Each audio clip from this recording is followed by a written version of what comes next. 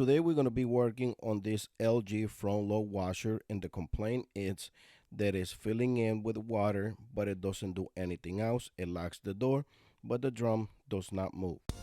Welcome to DIY Repair Now. Read all the warnings, and during this video you will see one or more of these icons to help you do this repair safe.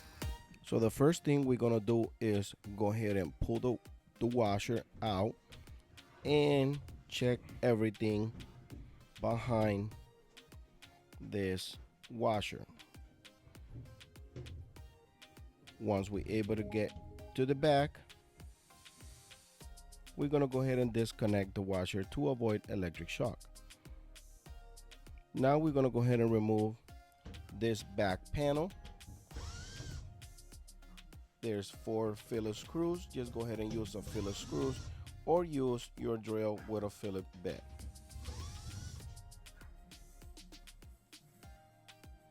Once you remove the 4 screws, go ahead and lift up and then it will come right out. There's this 2 slack, male to female. Push it up, it will remove from the 2 slacks on the bottom and it will come right out. Once you do that, go ahead and put a screwdriver to prevent the stator from moving. Once you do that, go ahead and grab adjustable ratchet and go ahead and go counterclockwise. As you see, I got the screwdriver there. You have to make sure you put the screw right where the plastic is and don't put the screw where the windings or wires are, because you're going to damage the other part of the rotor. Once you got the screw out, go ahead and wiggle the rotor out. This is the stator. Once you wiggle it out, it will come loose, and you have to kind of be careful because this is a magnet. Once you put it back in, it will suck in the part of the stator rotor magnet. Once you do that, go ahead and remove the screws that are holding the wiring. And this is the ground wire. I'm going to show it to you once I put it back. Then we're going to use a 10mm bit with a drill. This is a 10mm bit on the drill to remove this stator.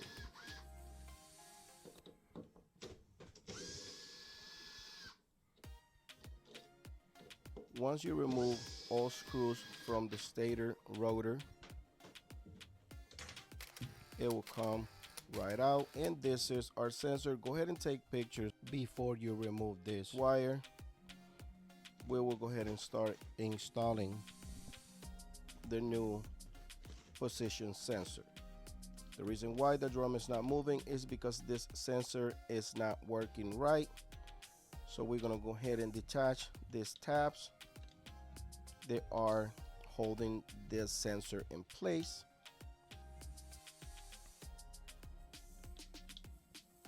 Once you do that, it will come right off.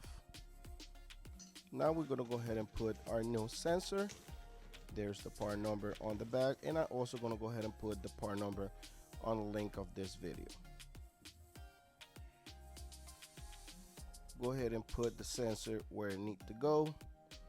Go ahead and plug the sensor in with the harness, and now we're ready to put this rotor back in place.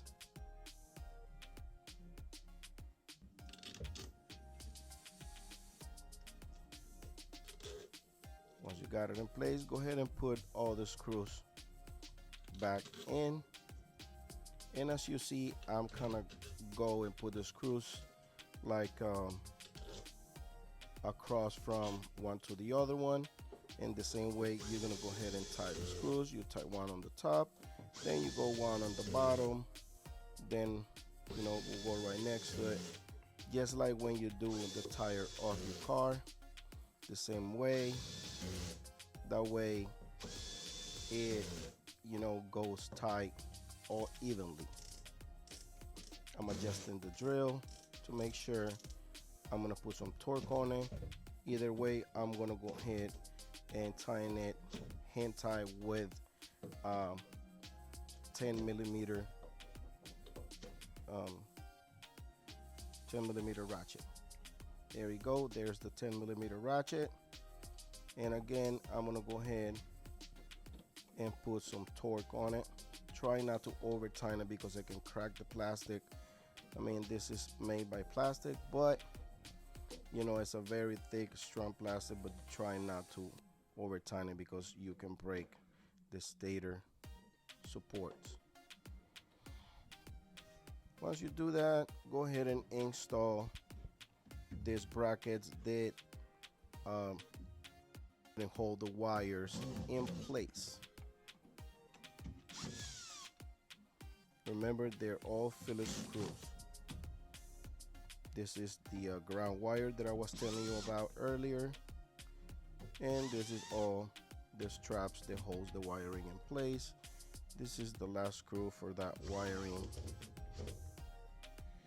and we're gonna go ahead and put this part of the stator, which, like I told you, is a magnet, and you will feel you have to kind of be careful because it's kind of strong magnet. I don't have any tie lock knot. I don't know if that's the way to call it, so I'm gonna go ahead and use silicone. This is just to prevent the screw from come loose by itself due to a vibration or overuse.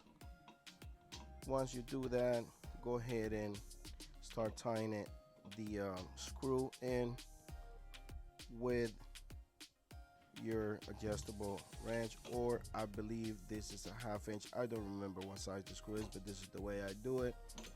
Go ahead and put the screws driver inside the stator. Remember not to put the screwdriver where the windings or where those wires are because it can damage the stator or the rotor. Once you do that, everything is tight. Go ahead and put your panel back on. Go ahead and put the top piece first and then the bottom, and then go ahead and put the 4 screws back in this panel to keep this panel secure in place. At this point, we're pretty much done. We just have to go ahead and pick everything up and put the washer back in place. Now we're gonna go ahead and do some testing.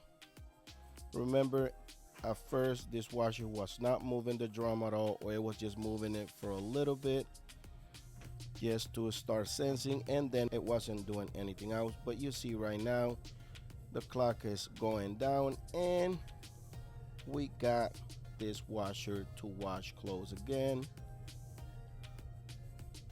At the time we edit this video, it's already been about 2 months, and this repair was a success. If you like this video, please give us a thumbs up and subscribe to our channel.